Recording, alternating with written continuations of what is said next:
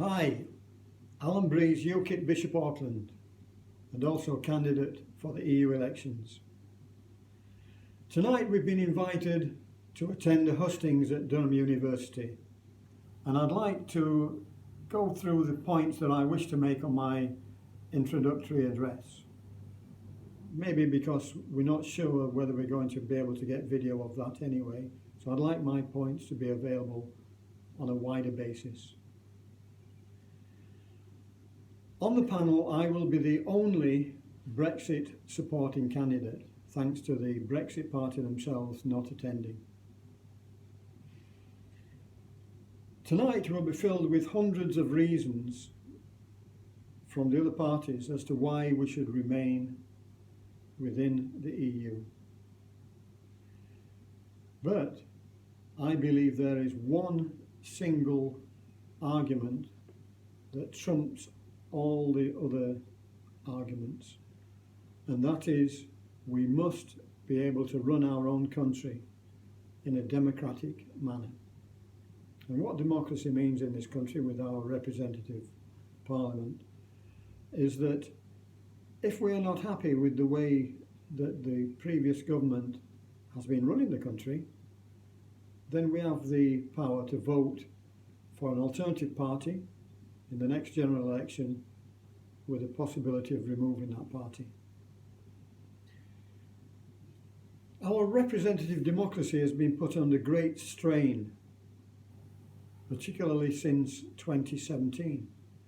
What happened in 2017 is that both Labour and Conservative stood on a manifesto of delivering the Brexit that people voted for in the nation as a whole. 52% leave, 48% remain. In fact, in this local area in the northeast, almost 60% voted to leave and 40% remain. And yet, many northeast MPs have consistently voted to undermine that Brexit and keep us in the EU, which I believe is a disgrace. If the EU was a democratic organisation, then perhaps I would be lining up alongside the rest of the panel, pushing for us to remain. But it's not. It's an organisation driven by...